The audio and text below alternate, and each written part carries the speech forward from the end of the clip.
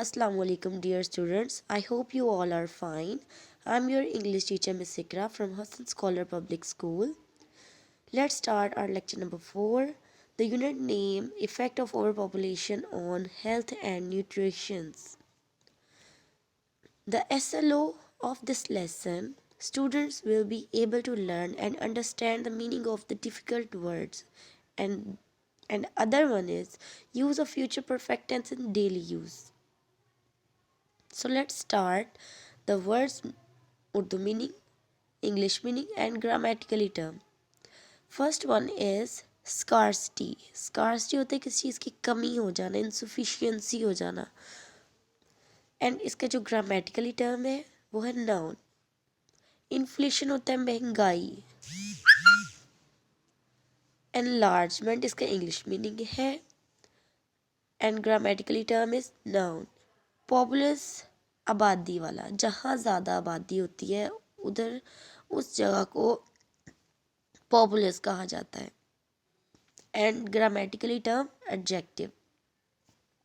Next है superstition. Superstition होता है तो हम परस्ती. Apprehensive adjective. अब जो तो हम परस्ती होता है ये ऐसे लोग होते हैं जो कि अच्छी या बुरी तकदीर के होने पर या इन चीज़ों पर यकीन रखते हैं, तो हम परस्त होते हैं. ये लोग जो होते हैं उनके बारे में बता रही हूँ. सुपरस्टिशन ऐसे लोग होते हैं. स्टंटेड रुका हुआ. Undersized noun.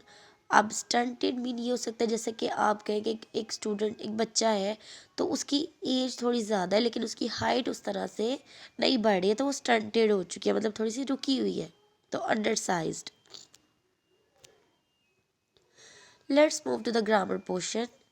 इंग्लिश ग्रामर का जैसा कि हमने लास्ट लेक्चर में जो फर्स्ट पे किया था, हमने अफर्मेटिव पढ़े थे. फर्स्ट तो हमने फॉर्मेशंस की थी, फिर हमने उसके अफर्मेटिव सेंटेंसेस को डिस्कस किया और देन हमने नेगेटिव, और अब हम इंट्रोगेटिव सेंटेंस के बारे में बात करेंगे. सबसे पहले हम इसकी फॉर्मेशन देखेंगे.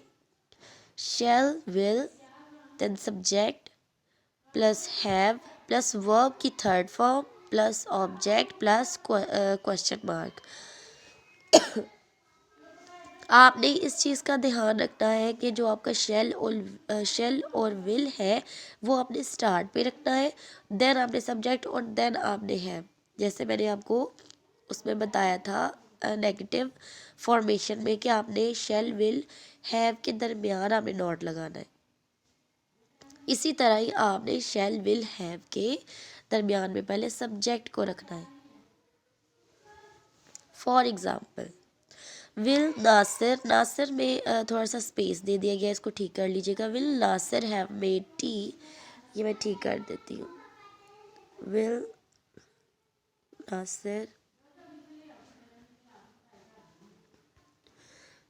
Nasir have made tea for me. Will Nasir have made tea for me कि क्या नासिर मेरे लिए चाय बना चुका होगा. Will Iqra have fried fish by 5 o'clock. क्या इकरा जो है फिश को फ्राई कर चुकी होगी 5 बजे तक. Will you have washed your bicycle by 3. क्या तुम अपनी बाईसाइकिल 3 बजे तक धो चुके होगे. तो ये सारी एग्जाम्पल आपने अपनी फॉर्मेशन के अकॉर्डिंग ही करनी है. देन आपने प्रैक्टिस करनी है अपनी नोटबुक पर, और आपने जो वर्ड्स मीनिंग ग्रामेटिकली टर्म है उसको आपने राइट डाउन करना है अपनी नोटबुक पे. Now my lecture is over now class. Thank you so much. Allah हाफिज़.